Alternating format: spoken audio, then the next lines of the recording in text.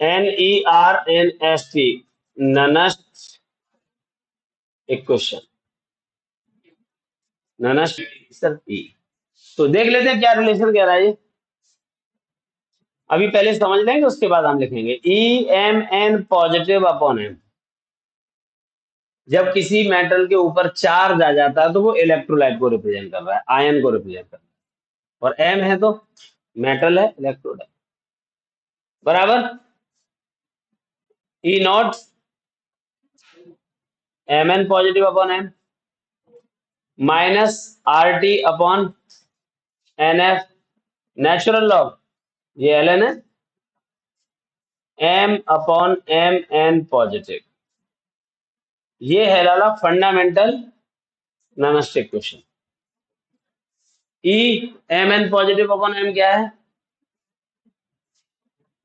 EMN positive upon M क्या है? Electrode potential. अभी समझ में नहीं आएगा, थोड़ी देर में जब क्वेश्चंस करेंगे इसके तब आएगा। ये एम मेटल है। ई नॉट क्या है यहाँ पे? जब भी नॉट लगता है तो वो स्टैंडर्ड हो जाता है, तो पूरा ही लिख दो चलो, स्टैंडर्ड इलेक्ट्रोड पोटेंशियल। सही है। आर कौन है यहाँ पे? आर होता है गैस कांस्टेंट, इसकी वैल्यू होती है 8.314 जूल पर मोल पर केल्विन। ठीक है। टी क्या है? Absolute temperature. जानते हैं फर्क क्या है दोनों में? एब्सोल्यूट टेम्परेचर क्या है? एब्सोल्यूट टेम्परेचर केल्विन टेम्परेचर को कहते हैं। ठीक है। एन क्या है? एन है वैलेंसी फैक्टर। एफ क्या है? Faraday constant. इसकी वैल्यू होती है 96500 कूलाम। 96500 कूलाम। एम क्या है यहाँ पे? एम मेटल है यहाँ पे।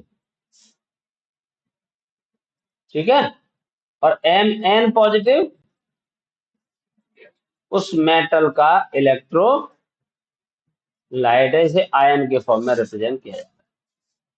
तो सब कुछ क्लियर हो गया आपका। Electrode potential, standard electrode potential, और टेम्परेचर, और ये चार्ज, इन दोनों का जो प्रोडक्ट है वो चार्ज है। तो आपको स्टेटमेंट क्या लिखा है एक बार जरा पढ़ना। The equation which is showing relationship between electrode potential, standard electrode potential and charge at given temperature। तो T, चार्ज और इन दोनों के बीच में जो रिलेशन शो करने वाला इक्वेशन है उसका नाम, इसे इतना लिखो फिर मैं आपको। कौन? इलेक्ट्रोड वगैरह वो तो मान लो स्टैंडर्ड ले लेते तो सब वन हो जाता है। 1 मोलर ले लिया ना, तो मोलर 1 ले लिया तो ये सब 1 हो गया। 1 हो गया तो इतना टर्म एक में कन्वर्ट हो जाता। आगे बढ़ता हूं।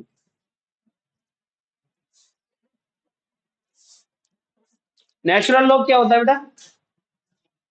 इसका बेस ई होता है। ई मतलब एक्सपोनेंशियल बेस।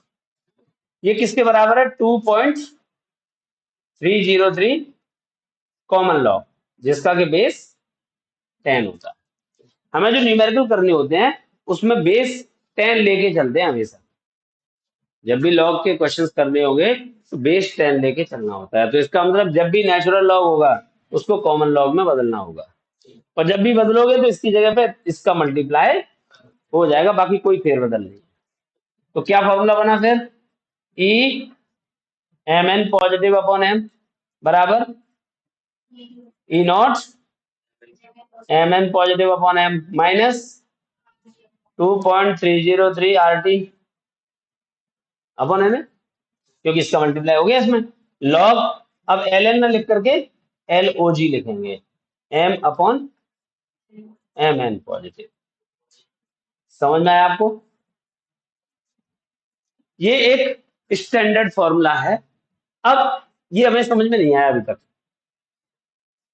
समझ में आने के लिए हमें गैल्वेनिक सेल आना चाहिए। क्या हमें आता है ये फौजदार? बताओ बेटा कौन कौन से मेटल लिए थे मैंने? जेडन लिया था, इधर कॉपर लिया था, ये सॉल्ट ब्रिज था, याद है? अच्छा, ये दोनों वोल्ट मीटर से कनेक्टेड थे। जेडन किस में डूबा हुआ था? जेडन 2 प्लस में। और ये किस में डूबा हुआ है? ये अरेंजमेंट था ना पूरा? बताओ। बहुत बढ़िया। ये एनोड है कैथोड? और ये पक्का है ना? इसमें कोई कंफ्यूजन नहीं होना चाहिए। ये सीरीज की तरह बार बार काम आएगा अपने। अब मैं चाहता हूँ बेटा कि एक पर्टिकुलर इलेक्ट्रोड के लिए बनाओ जरा। एनोड के लिए मुझे बताओ नैनोस्टिक क्वेश्चन क्या बनेगी? कोशिश करो। एनोड के लिए चलो एक मैं बता देता हूँ। तो ई एनोड किसका बना है? तो क्या हुआ बेटा? Z N 2 positive upon Z, M N positive upon M बराबर E naught Z N 2 positive upon, बहुत बढ़िया, minus 2.303 R T upon N F log Z N upon Z N 2। Sure? Cathode के लिए बताओगे?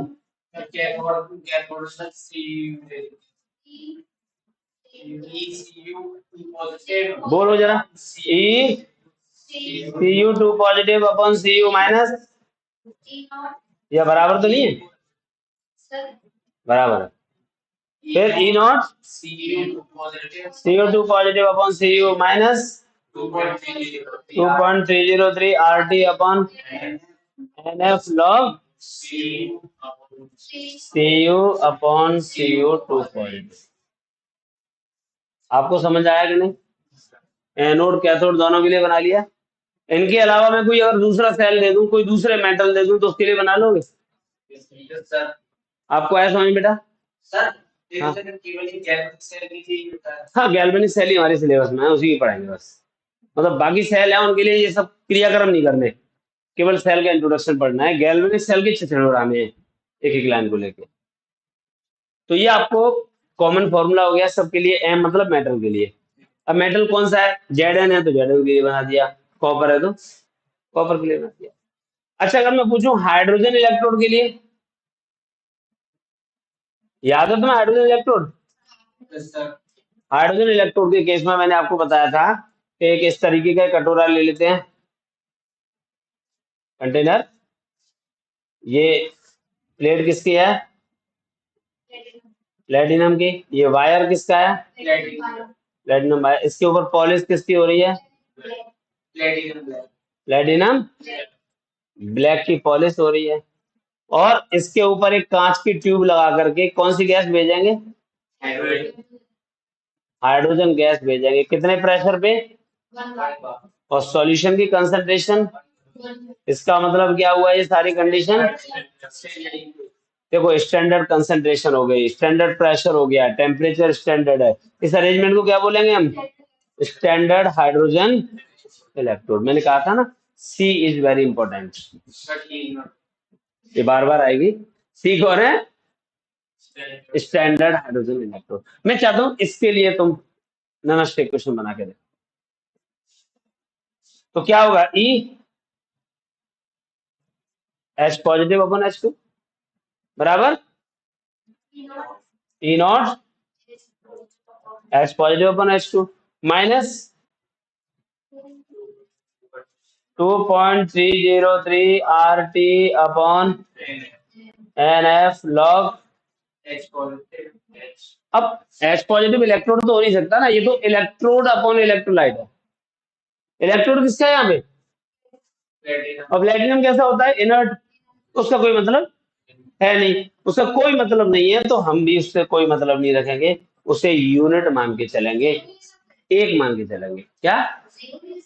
जीरो तो बेटा पूरा zero हो गया। फिर अगर मैं जीरो ले लूंगा तो सब कुछ जीरो हो गया ना, फिर तो जीरो का मल्टीप्लाई करेंगे जीरो, ये भी बाद में वन हो जाएंगे। जितने भी सॉलिड इलेक्ट्रोड है ना, सब 1 हो जाएंगे। अभी मैंने रख दिया है, आगे जब मैं इसे यूज करेंगे तो इस जगह पर हम 1 कर देंगे, क्योंकि सॉलिड की कंसंट्रेशन कभी चेंज नहीं होती। मैं एक रॉड लाया था 5 मीटर की, आधी रॉड काट के हमारा फौजदार ले गया। अब जो बची हुई रॉड है उसकी डेंसिटी बदल गई है, सेम ही है ना। बाल्टी भर के पानी लाया था मैं 1 लीटर, बाल्टी छोटी थी 1 लीटर की, भर के लाया था। उसमें सारा पानी 100 ml पानी रह गया, सारा पी गए। अब जो बचा हुआ 100 ml पानी है उसकी डेंसिटी बदल गई कि नहीं, वही 1 ग्राम/ml होगी। चाहे वो टैंकर भर दो, 1 लीटर ले दो, इनकी कंसंट्रेशन में कोई चेंज, कंसंट्रेशन बदलती है तो सिर्फ एक्वस की और गैस, एक्वस की और, इसीलिए वो रहते हैं। बाकी आपको जो भी सॉलिड चीजें दिखाई दे रही हैं सबको बाद में 1 लिखते हैं। तो ये यहाँ पर आपको समझ आया 1/, नीचे कौन था, इलेक्ट्रोलाइट। इलेक्ट्रोलाइट किसका बनाया तुमने, वो आपको रखना होगा। एक H पॉजिटिव से H2 बनाने के लिए कितने हाइड्रोजन लेने पड़ेंगे, तो ये 2 लेने पड़ेंगे भाई। 2H पॉजिटिव 2 इलेक्ट्रॉन गेन करेगा तभी तो H2 बनाएगा, या एक से बन जाएगा। एक H प्लस से H2 बन जाएगा क्या, ये पूछ रहा हूँ। नहीं ना, H2 बनाने के लिए कितने चाहिए, आगे नंबर क्या है, आगे वाला नंबर इसकी पावर में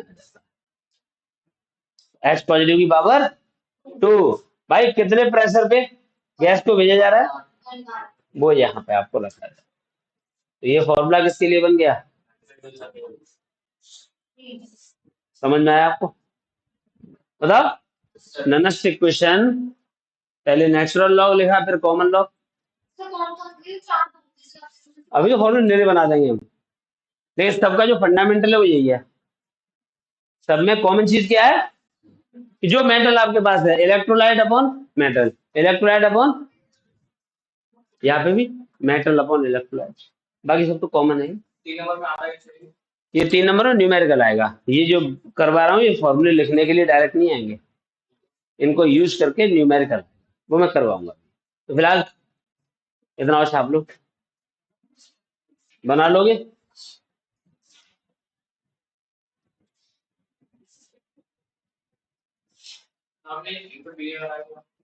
कहाँ पर, प्रेशर, यहाँ पे गैस भेज रहे थे ना, बाकी इसमें गैस नहीं भेजी हमने। इन पे गैस आ रही है कहीं, तो उसका कोई प्रेशर नहीं होगा। यहाँ पर हम गैस भेज रहे हैं हाइड्रोजन, तो उसका प्रेशर कितना है वो यहाँ लिखना होगा। तो जब भी हाइड्रोजन आएगा ना तब उसका प्रेशर, कहाँ पर, लॉग के साथ ये जो वैल्यू है, हाँ मल्टीप्लाई करके तब लॉग लेंगे। वैसे तो स्टैंडर्ड जब भी लेते तो 1 बार आता है, वो एकेडमिक में तो आपको कहीं 1 बार के अलावा दिखेगा ही नहीं। जब आप कॉम्पिटिशन में क्वेश्चन सॉल्व करोगे ना जेई वगैरह के, वहां पे आपको कुछ अलग अलग प्रेशर मिल जाएंगे, कभी 0.5 मिल जाएगा, कभी 2 दे दिया, कभी 0.25 दे दिया, वो अलग अलग नौटंकी करते रहेंगे उस हिसाब से। स्टैंडर्ड 1 है, हाँ। नहीं 10th की है,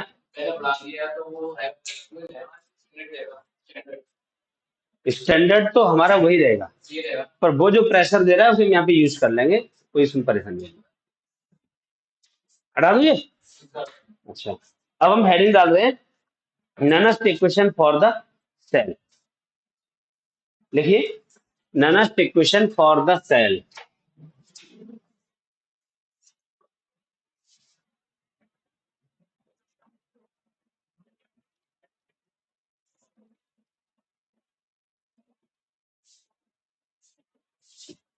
ननस्ट equation for the cell.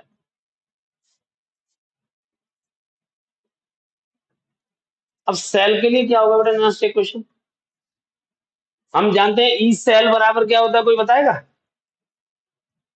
E cathode minus ई, पक्का है ना। ई सेल क्या है यहाँ पे, ई सेल क्या है, सेल पोटेंशियल, इसे सेल ईएमएफ भी कह देते हैं। ई सेल क्या है? सेल पोटेंशियल या सेल ईएमएफ बोले तो इलेक्ट्रोमोटिव फोर्स। ठीक है, चलो भाई जरा इसकी वैल्यू रख दो फटाफट से। ई कैथोड, ये तो एनोड था, ये कैथोड है, तो ई कैथोड किसके बराबर है? और एनोड किसके बराबर है? इतना ही तो है, ये है और यहाँ पर ये ए है, तो रख देते हैं भाई। ई सेल बराबर क्या हुआ? E C U two positive upon C U minus. अच्छा आपको पता है इसकी वैल्यू किसके बराबर है? इसकी वैल्यू इतनी बड़ी है, देख रहे हो? E C U two positive upon C U इस सब के बराबर है, तो ये पूरा मुझे यहाँ पे रखना। तो क्या होगा? E naught C U two positive upon C U minus 2.303 RT upon N F log C U upon C U two positive minus, ये वाला माइनस आ गया। ये किसके बराबर है? E naught Z N two positive upon Z N minus, ये minus का ब्रैकेट में रख लो, 2.303 RT upon N F log Z N upon,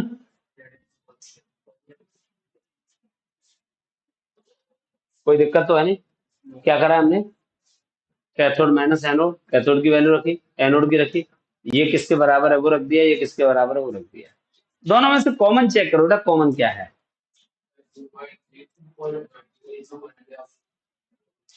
पहले तो एक काम करता हूं मैं, ई नॉट को एक जगह पर रख लूं, ये माइनस ये, अगर मैं ब्रैकेट यहां से हटाता हूं तो, और तो कोई अंतर आएगा नहीं, ऐसे रहने दो, हटा दूं ब्रैकेट, ये मैंने यहां रख लिया। अब इसमें से देखो ये चीज पूरी कॉमन है दोनों, कॉमन है ना ये? क्या होगा फिर? माइनस, इसको तो अलग कर दिया, minus 2.303 RT upon N S. Cut कैसे जाएंगे भाई साहब? इनके साथ जेड है, इनके साथ कॉपर है, कट कैसे जाएंगे? नहीं ऐसे नहीं कटता, ये पूरा एक ही टर्म है, ये पूरा एक ही टर्म है, पूरा कटेगा नहीं, कॉमन ले सकते हैं इतना हिस्सा। अब ये कॉमन लेने पर बचा क्या? Log C U upon C U two plus minus, minus आएगा प्लस आएगा? हाँ सर, अब तो घर भेजना तो ठीक है ना।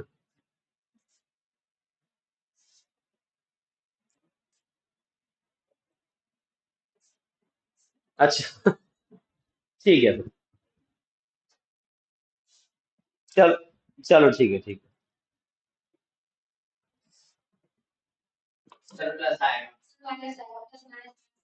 हाँ यहाँ पे माइनस आएगा ना, क्योंकि माइनस आगे है, माइनस आगे तो माइनस माइनस प्लस हो जाता है, तो क्या हुआ फिर? लॉग, इसे हटा दूं अब तो, छापने के लिए रख रखा था, Z N upon Z N two plus, सही है। चलो भाई ये किसके बराबर है? E naught cathode minus E naught anode, E not cell के बराबर हो गया, minus 2.303 RT upon N F. अब यहाँ क्या है भाई, क्या फॉर्मूला होता है? एक प्रॉपर्टी होती है log, log M upon N बराबर होता है log M minus log N, आप जानते हैं एम अपॉन एन किसके बराबर है? M minus N. तो भाई साहब ये किसके बराबर हो जाएंगे, उल्टा कर दो, तो log M minus log N, log M minus log N किसके बराबर होंगे? तो भाई ये तो हमने रख दिया, अब यहाँ पे आ गया तुम्हारा लॉग एम एम कौन है? C U upon C U two plus upon Z N upon. तो एक फॉर्मूला होता है A upon B upon C upon D बराबर A upon B into D upon C. Reciprocal हो गया। नीचे वाले को हटाओ यहाँ से। तो ई सेल बराबर रहा बेटा E not cell minus 2.303 R T upon N F. क्या होगा? Log C U upon C U two positive into Z N two positive upon Z N. सही कर रहा हूँ? देखो सही है ना? है। अच्छा, आपको बताया मैंने कहा था ये जो इलेक्ट्रोड है ना ये सॉलिड है। तो सॉलिड जो होते हैं ना उनकी कंसंट्रेशन में कोई चेंज नहीं आता, तो 1 कर देंगे। जब आप इसको 1 कर दोगे तो ये दोनों गायब हो गए। क्या बचा फिर आपके पास? जो बचेगा उसे यहाँ बचा लेते हैं। क्या होगा बोलो? ई सेल बराबर E not cell minus 2.303 R T upon N F log Z N two positive concentration upon CO two positive concentration. ये हमारा लास्ट फॉर्मूला इस सेल के लिए हो गया। किसके लिए? पर्टिकुलर इस सेल के लिए। पर इस सेल के लिए से काम कैसे चल जाएगा? हमें तो और भी तो मेटल देखने हैं। तो उसके लिए कॉमन बनाओगे तो क्या बनेगा? E cell E not cell minus 2.303 R T upon N F log anodic concentration. आपको याद है जेड एन एनोड था ना? जेड एन एनोड है कॉपर। तो anodic concentration upon cathodic concentration. अब इनके चार्ज बराबर करने होते हैं, तो इसका n प्लस करा है, इसका m प्लस करा है, तो इसकी पावर m कर दूंगा और इसकी n कर दूंगा, तब जो बराबर आ जाएंगे इसके। ये बात नहीं समझे? नहीं समझे? समझ जाते तो फिर बात ही खत्म हो जाती। सी आर 3 प्लस है, सी डी 2 प्लस है। इनका चार्ज बराबर करना है तो इसकी पावर 2, इसकी टोपी उसके सर, इसका चार्ज इसकी पावर, इसका चार्ज उसकी पावर। अगर ये दोनों का बराबर है ऑलरेडी तो हमें कोई पावर, जैसे इससे पहले वाले में देखो जेड एन टू प्लस था, सी यू टू प्लस था, तो ऊपर कुछ भी नहीं लगाया है। समझ गए? ये हमारा फाइनल नॉनस्टिक क्वेश्चन। अब आर की वैल्यू कितनी होती है? 8.314। आर है 8.314 में लिखवा रखा है अभी आपको। टी 298 स्टैंडर्ड टेम्परेचर होता है। F 96500 coulomb. वैल्यू फिक्स है। तो अगर इन सबकी वैल्यू फिक्स है तो क्या हो जाएगा फिर? ई सेल बराबर E not cell minus 0.059 upon N. ये सारा कुछ रख करके इसकी वैल्यू मैंने सॉल्व करके इतने निकाल दी। अब कैलकुलेशन के लिए आपका इजी हो जाएगा न्यूमेरिकल में। Anodic concentration upon cathodic concentration. आमतौर पे हम एसी लिख के चल जाते हैं। आपको याद है हम साइंस वाले हैं, एसी चलाते हैं। ए सी, ऊपर ए नीचे सी, ऊपर एनोड नीचे। याद है? बस ये आपका 3 नंबर देने वाला न्यूमेरिकल का फॉर्मूला तैयार है। ठीक है? वैसे तो सब कुछ अच्छा है, पूरा डेरिवेशन पेपर में कभी नहीं आएगा। तो अगर आप पूरा कर पा रहे हैं तो सोने पे सुहागा है, नहीं ये फॉर्मूले जरूर कर लेना, इससे आपका काम चलेगा। ठीक है? डेरिवेशन कर लो, अच्छा है। नहीं करो तो ये फॉर्मूला जरूर याद कर लेना।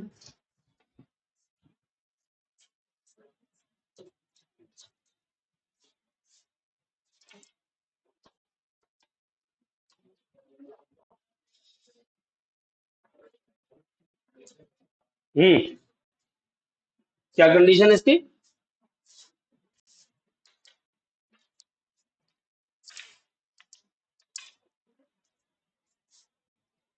ई cell equal to E not cell minus 0.059 upon N log A upon C. मतलब मेटल है, ऊपर वाला मेटल और नीचे वाला मेटल सीरीज में, तो मोर रिएक्टिव मेटल ऊपर रहेगा, लेस रिएक्टिव नीचे रहेगा। अगर मेटल का हाइड्रोजन के साथ हो रहा है,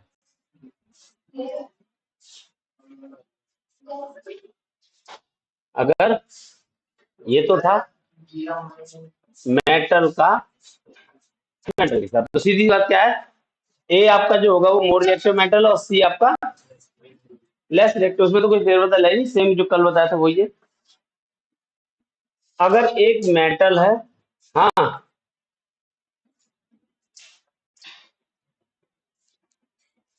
वॉल्यूम कम आ रहा है,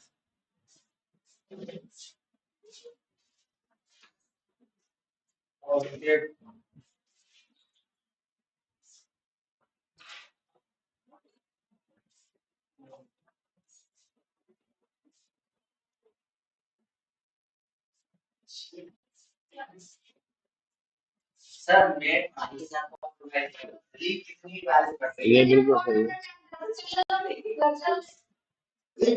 कॉर्नर पे आके कह रहा होगा।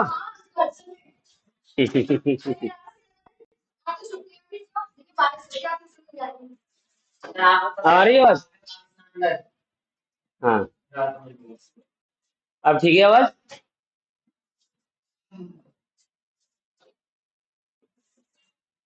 बताइए, नो रिस्पॉन्स। मेटल हाइड्रोजन के साथ मिलेगा तो क्या होगा? अब यहाँ पर है more reactive metal. More reactive metal अगर हाइड्रोजन से रिएक्शन करेगा तो क्या करेगा? E cell equal to E not cell minus 0.059 upon N log, more reactive metal है ना, मेटल ऊपर होगा, नीचे हाइड्रोजन इलेक्ट्रोड होगा। जो मेटल का चार्ज, मेटल को एम लिख दो केवल, जो मेटल का चार्ज है वो इसकी पावर। अच्छा, तीसरा क्या होगा? लेस रिएक्टिव मेटल, वो हाइड्रोजन के साथ है तो लेस रिएक्टिव मेटल हाइड्रोजन के साथ है तो क्या होगा? E cell E not cell 0.059 upon N log, अब क्या होगा? एच पॉजिटिव की पावर एन अपॉन एन। बात क्लियर हो रही है ना? मोर रिएक्टिव मेटल है तो मेटल ऊपर आ गया, हाइड्रोजन नीचे। लेस रिएक्टिव मेटल है तो हाइड्रोजन ऊपर आ जाएगा, मेटल नीचे आ जाएगा।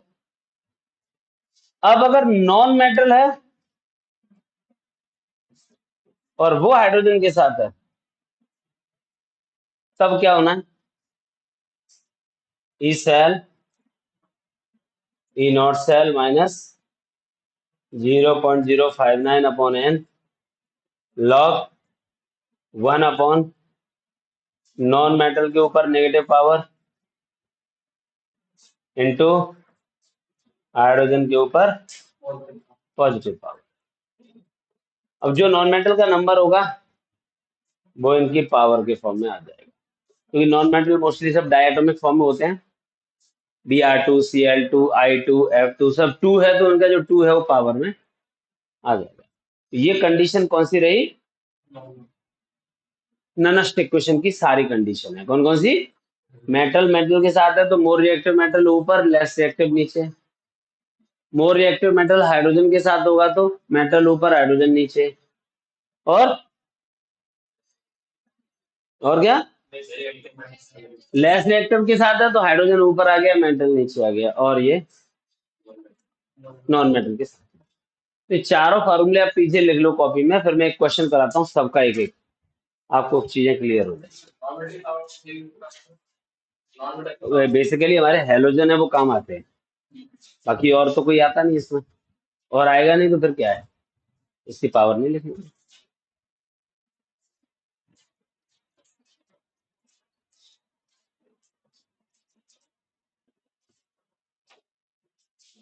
अब बात आ रहा हूँ क्वेश्चन कैसे आएंगे इस पे और हम कैसे कर पाएंगे। ठीक है, एनसीईआरटी बुक देना बेटा। एनसीईआरटी बुक का क्वेश्चन नंबर 5 है एक्सरसाइज का, चैप्टर 3 का, मतलब इलेक्ट्रोकेमिस्ट्री का। अरे 2, वो इस वाली बुक के अकॉर्डिंग चैप्टर 3 है, पुरानी बुक है।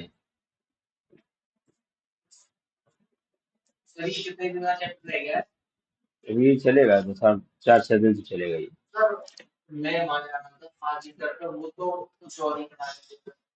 वो क्या कर रहा है, वो अगला चैप्टर। हाँ ये खाली जगह है, इसमें देख लेते हैं क्वेश्चन क्या कर रहा है। जैसे वो कह रहा है calculate write Nernst equation for the EMF of the cell.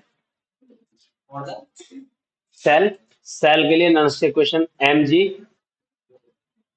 Solid है, एम जी 2 पॉजिटिव के एक्वस सॉल्यूशन में डूबा हुआ है जिसकी मोलैरिटी है 0.001 एम, बीच में सॉल्ट ब्रिज है Cu2 पॉजिटिव, इसकी कंसेंट्रेशन है 0.0001 एम, और ये आपके कॉपर सॉल्ट। आपको याद होगा सर, मैंने सेल जब बताया था गैल्वेनिक सेल, तो वहां पे रिप्रेजेंटेशन करा था। ये एनोड हो गया, ये कैथोड हो गया। इसके साथ साथ इसकी एसआरपी वैल्यू और होती है, तो ECU2 पॉजिटिव अपॉन Cu कितना है 0.34 वोल्ट, और E0 Mg2 positive upon Mg value कितनी है -2.37 वोल्ट। ये पेपर में गिवन है इतना, और वो कह रहा है calculate E cell for the given data. E cell निकालना है, ई सेल को बोलते हैं सेल पोटेंशियल। क्या सेल पोटेंशियल या सेल ईएमएफ, सेल पोटेंशियल या सेल ईएमएफ बोलते हैं इसको।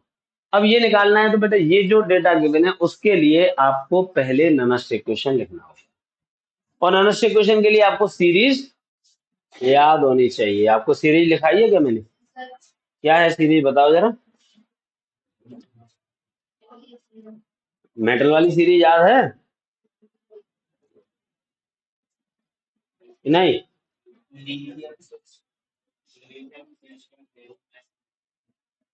हम्म, हाँ यही था ना।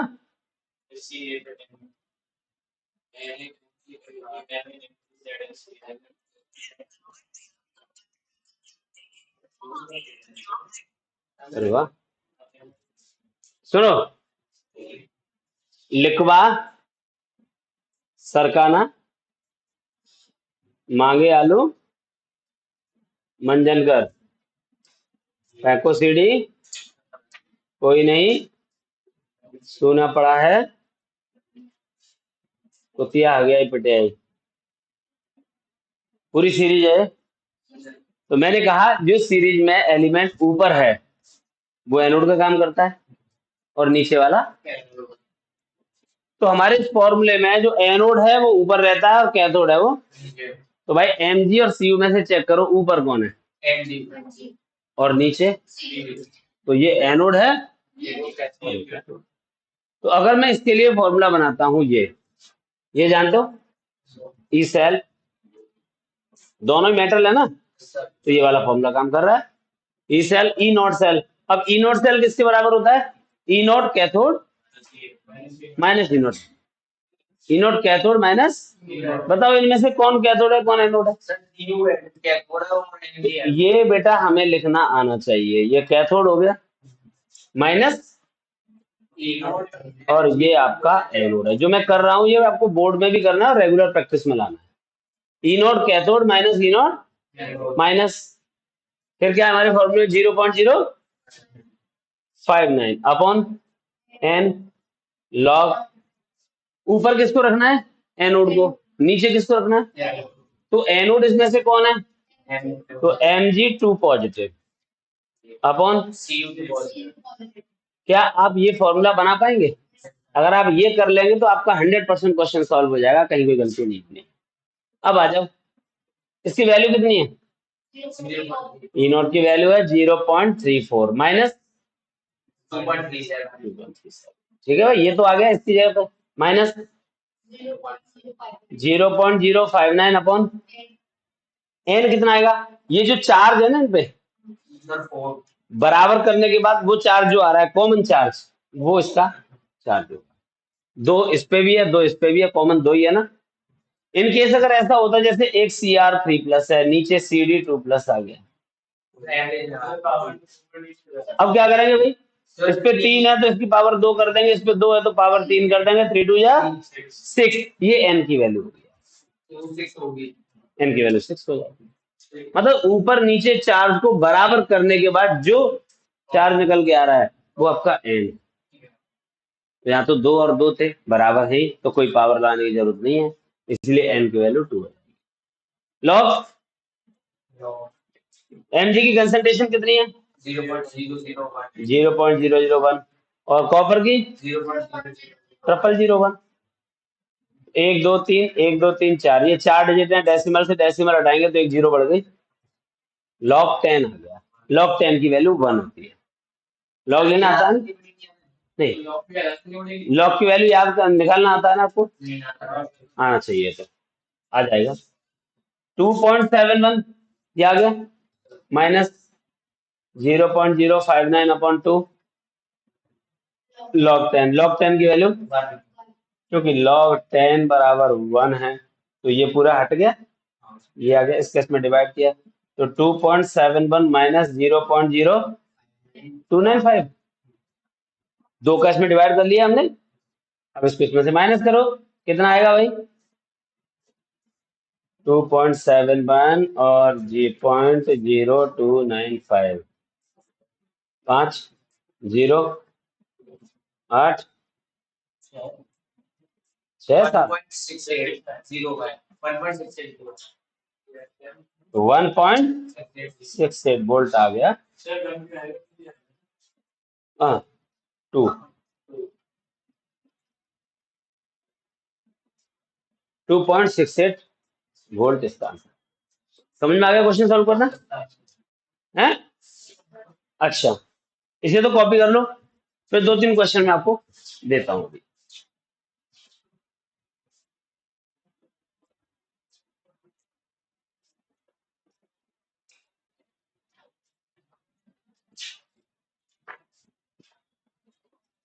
इसी का सेकंड पार्ट है,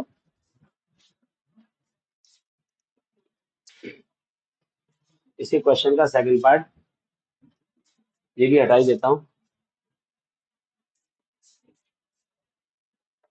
Fe सॉलिड है, Fe2 positive, 0.001 m salt bridge, H positive 1 m, और हाइड्रोजन गैस 1 बार प्रेशर पे, प्लेटिनम सॉलिड इलेक्ट्रोलाइट। आपको पता तो है ना सर, दूसरा वाला फॉर्मूला, ये आयरन है और ये हाइड्रोजन है, बताओ बेटा, मेटल हाइड्रोजन नहीं, कौन सा है more reactive less reactive, more reactive, तो ये हाइड्रोजन से ऊपर वाले जितने भी हैं सब मोर रिएक्टिव, हाइड्रोजन से नीचे वाले सब लेस रिएक्टिव, तो आपके पास कौन है, एक तो आयरन है Fe, दूसरा हाइड्रोजन है, तो मोर रिएक्टिव मेटल हो गया और हाइड्रोजन हो गया, मोर रिएक्टिव मेटल और हाइड्रोजन मतलब ये वाला, क्या बन जाएगा फॉर्मूला इसका, वो Fe2 पॉजिटिव, बोलना जरा, E cell E naught Fe2 positive H positive upon H2, E naught Fe2 positive Fe, क्या बोला हमने, ई नॉट कैथोड माइनस, और कैथोड कौन होता है? नीचे वाला। E naught cathode minus E naught anode करोगे तो नीचे वाला पहले आएगा, ऊपर वाला माइनस 0.059 अपॉन एन लॉग। ऊपर मेटल है, नीचे हाइड्रोजन है, तो एफ ही 2 पॉजिटिव अपॉन, बोलो एनोड ऊपर होता है। हाँ यार, रिप्रेजेंटेशन में ऐसा कोई जरूरी नहीं है, वो आगे पीछे भी कर सकता है, क्वेश्चन को घुमाएगा तो इनको चेंज भी कर सकता है। आपको तो इस सीरीज के अकॉर्डिंग देख लेना है, जो ऊपर वाला है वो एनोड है, जो नीचे वाला है वो, आगे पीछे लगने से कोई दिक्कत नहीं। क्वेश्चन को चेंज करना है तो एनोड को पहले, वो कैथोड को पहले और एनोड को बाद में भी रख सकता है। समझ में आ गया? हाइड्रोजन की वैल्यू कितनी होती है? 0 बिल्कुल भाई साहब। तो वही तो कह रहा हूँ, हाइड्रोजन की वैल्यू बिल्कुल 0 है। कितनी है हाइड्रोजन की वैल्यू? तो वही तो कह रहा हूँ मैं, हाइड्रोजन की वैल्यू बिल्कुल 0 है। आयरन की -0.40 है। पेपर में गिवन होगी, पेपर में गिवन होगी इसकी वैल्यू। तो आयरन की कितनी है? 0 कर लोगे वैल्यू तो रख दोगे। यहाँ क्या है? 0.0 माइनस 0.40 माइनस 0.059 अपॉन, वही तो एन छोड़ दो, पर देखेंगे अभी। अब ऐसे यहाँ पता चल तो रहा है इसमें कितना चार्ज है, इसके ऊपर 1 है बट चार्ज 2 हो गया, तो 2 बन जाए 2, एन की वैल्यू 2 आ गई। लॉग Fe2 प्लस की कंसंट्रेशन कितना अपॉन, इसका कितना है 1 की पावर 2। शो तो करना है देवता मेरे, 1 का स्क्वायर 1 ही होगा, मुझे ही पता है। बिल्कुल कटेंगे, आपने गलत करा है इसका मतलब, आपको कॉन्सेप्ट नहीं पता है। तो 1 का पावर 2 है, स्टेप मार्किंग होती है तो हर स्टेप के नंबर होते हैं। अब यहाँ से आगे आप सॉल्व कर लो, कोई दिक्कत नहीं, कर लेना, बाद में कर लेना।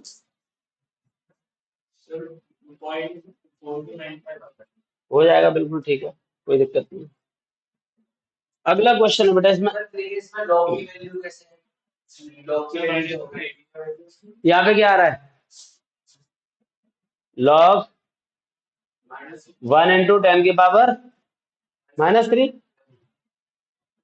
क्या होता है, लॉग की 3 प्रॉपर्टी होती है। लॉग m प्लस n बराबर क्या होता है, log m into n, log m into n। क्या हुआ,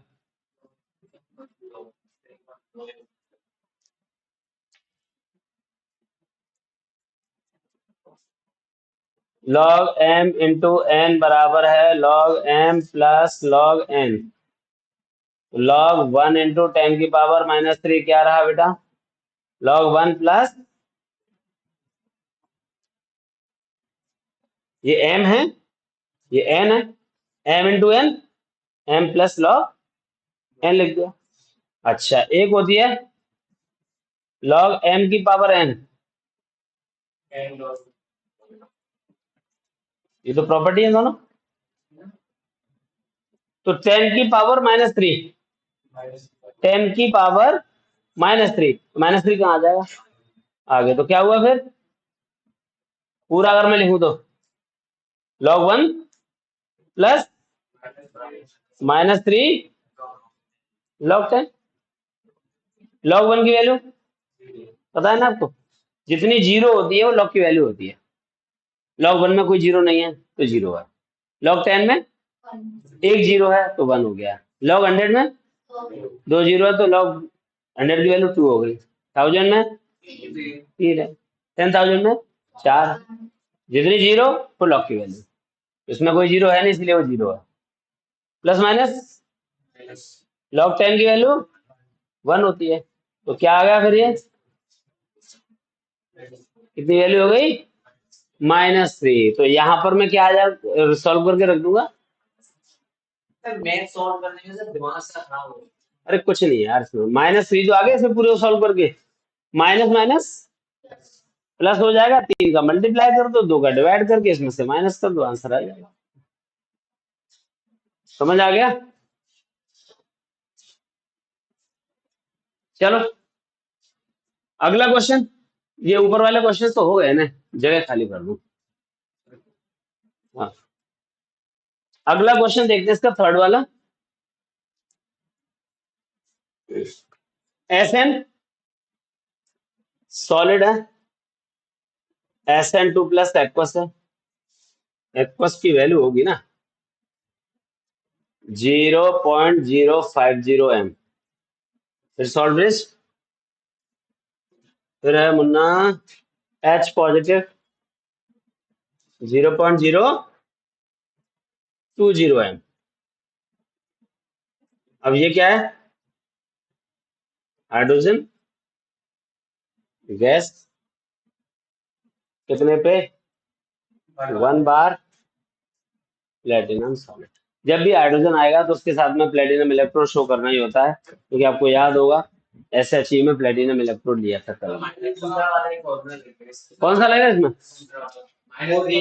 SN और हाइड्रोजन, तो SN तो शायद ऊपर है, हाइड्रोजन नीचे है, वो तो सेम टू सेम रहा। आपको लॉग सॉल्व करना आना चाहिए, बाकी तो सब हो ही जाएगा, तो कर लोगे।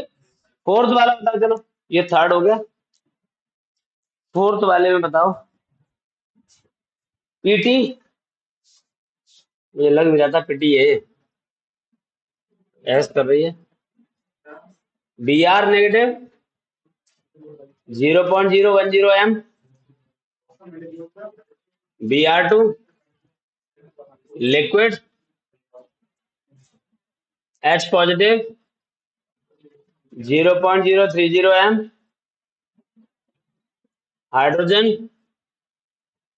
गैस 1 बार प्लेटिनम सॉलिड।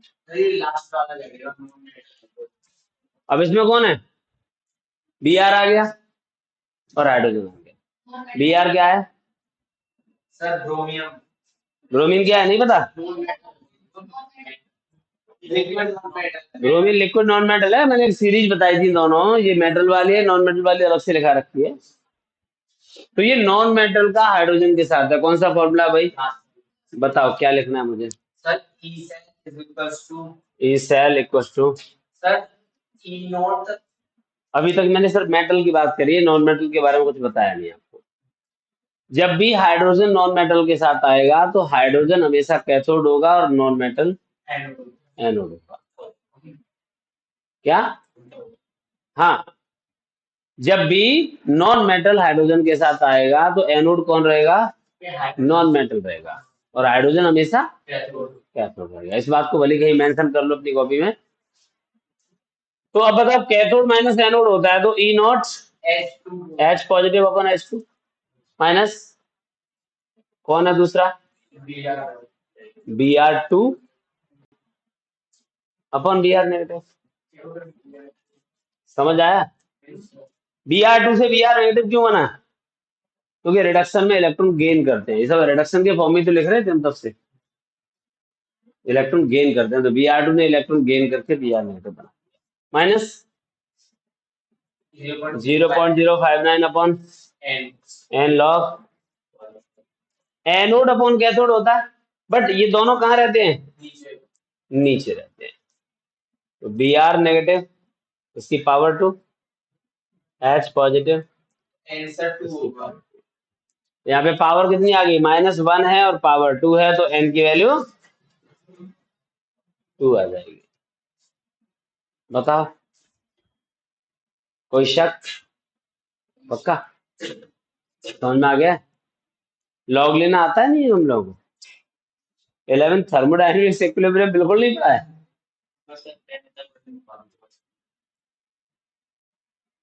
याद है? लॉग 10 तक की वैल्यू लिखवा दी है, याद है? याद नहीं, कहाँ तक करेगा बेटा याद?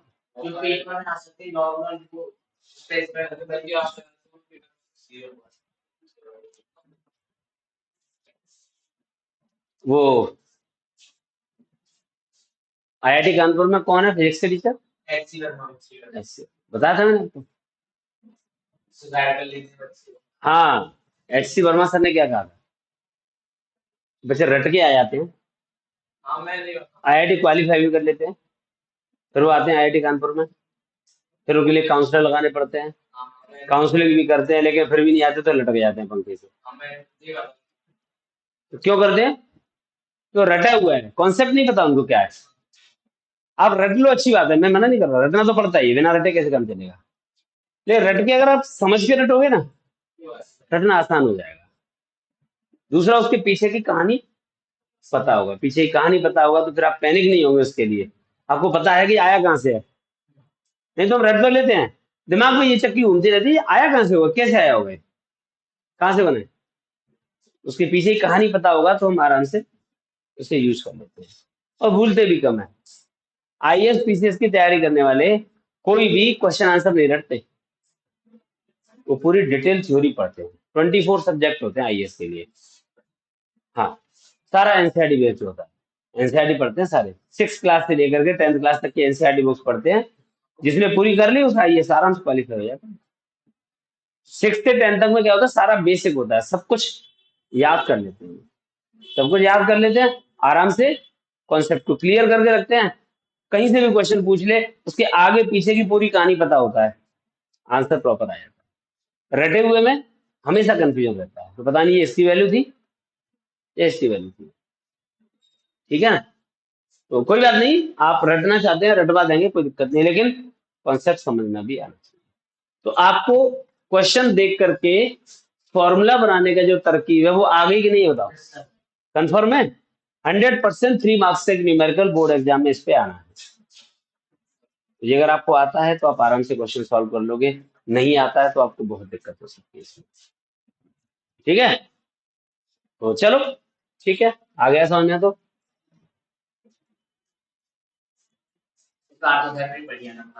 अरे वाह, क्या बात है, ये कॉन्फिडेंस होना चाहिए, ठीक है ना। अब आती है कि लॉग लेते कैसे हैं।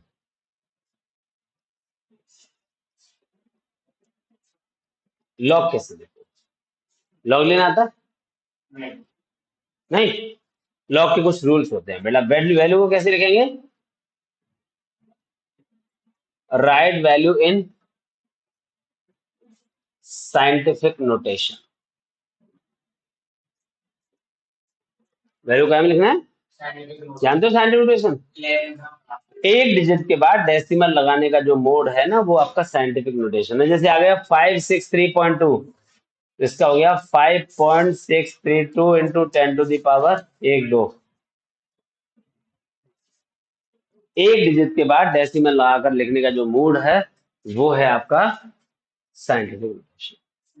साइंटिफिक नोटेशन लिखने के बाद आप क्या करेंगे, जो आपकी एक्सपोनेंशियल पावर है उसको पहले लिखो, प्लस करके डेसिमल लगा, जो भी एक्सपोनेंशियल पावर है उसे लिखकर प्लस करके डेसिमल लगा दिया। अब आप इनिशियल 2 डिजिट्स वैल्यू को चेक करोगे। इनिशियल 2 डिजिट कौन से हैं? 56, इसे मैं 56 पढ़ूंगा। इनिशियली वैल्यू क्या है? 56। कौन से कॉलम में देखनी है? जो थर्ड डिजिट पे आपका देखा है, यहाँ पे थर्ड डिजिट में 3 है, ये हमारे पास लॉग टेबल होती है।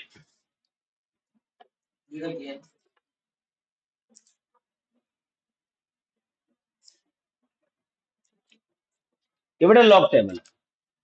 इस लॉग टेबल में आप नंबर पड़े हुए हैं, यहाँ पर ये कॉलम नंबर पड़े हुए हैं। तो मुझे कहाँ देखना है? 56 के सामने 3 के नीचे। तो यहाँ पे जो वैल्यू लिखी है ये 49 तक है, अगले पेज पे 50 से 99 तक है। मुझे कहाँ देखना है? तो 56 के सामने और किसके नीचे? 3 के। तो 3 के नीचे 56 के सामने 7505, 7505 समझ में आ गया? अच्छा, जो फोर्थ डिजिट है ना, इसका मीन डिफरेंस ऐड करना है आपको। तो जो लास्ट वाला डिजिट है उसमें ऐड करना है। वो मीन डिफरेंस क्या? इसी 56 के सामने इसमें आगे एक और टेबल है बिखरी हुई सी, वो मीन डिफरेंस टेबल है। तो किसके नीचे? 56 के सामने 2 के, तो 56 के सामने और 2 के नीचे 2 ही है इसमें, वो लास्ट वाले डिजिट में ऐड कर दो। ऐड करके जो वैल्यू आएगी 7057.2, ये है बेटा आपके लॉग की। समझ में आ गया? चलिए आपके पिछले वाले क्वेश्चन को मैं लेके जाता हूं। आपके पास वैल्यू क्या है? 0.001। आपके पास वैल्यू क्या है? 0.001। क्या करोगे भाई? साइंटिफिक में लिखो 1.00 इंटू 10 की पावर -3। पावर को आगे लिखा, प्लस करके डेसिमल लगाया। अब आपको 10 के सामने 0 कॉलम में देखना है। 10 के सामने 0 कॉलम, ये टेबल है हमारे पास, यहाँ पे 10 है। 10 के सामने 0 कॉलम है, 0 0 0 0 0 0 0 0। अगला कोई डिजिट है नहीं जिसका मीन डिफरेंस हमें निकालना हो, तो क्या हुआ फिर? हमने क्या निकाला था भाई? हमने फॉर्मूला लगा करके निकाला था, क्या आया था वो? -3। एक और क्वेश्चन पूछ लेते हैं आपसे, 0.013 क्या होगा? 1.30 इंटू 10 टू द पावर 1 2 3 1 2 -2। क्या किया? पावर को आगे लिखा, प्लस करके डेसिमल लगाया। 13 के सामने 0 कॉलम में, 13 के सामने 0 कॉलम में 1139 11। अब ये वैल्यू पॉजिटिव है और ये वैल्यू इसमें से माइनस हो जाएगा, तो 10 में से 9 1 हो गया, 9 में से 3 6, 9 में से 1 8 हो गया, 9 में से 1 8। तो यहाँ पे ये लॉग की वैल्यू है। समझ आया? मुझे चाहिए लॉग 5 की वैल्यू, और 5 में तो कुछ है ही नहीं, पॉइंट करके 0 0 लगा दिया। पावर कुछ है नहीं, पावर है नहीं, तो ये पावर वाला पार्ट हट गया, डेसिमल से स्टार्टिंग हो गई आपकी। अब आप 50 के सामने 0 कॉलम में देखेंगे, 50 के सामने 0 कॉलम में देखेंगे 6990 है। तो ये वाली जो वैल्यू है ये भी याद करनी पड़ेगी? नहीं, ये पेपर में मिलती है,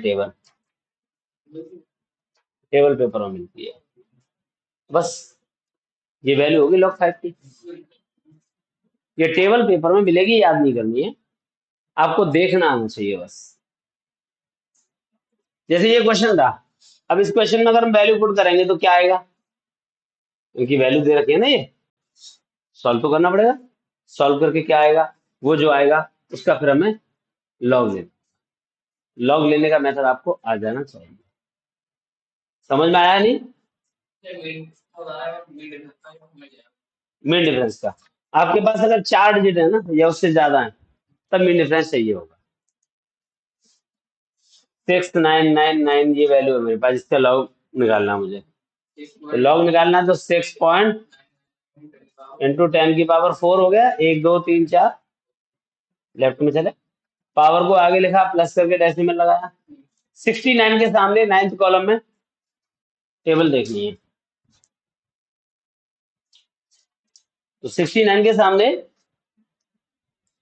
9th कॉलम में है 8445,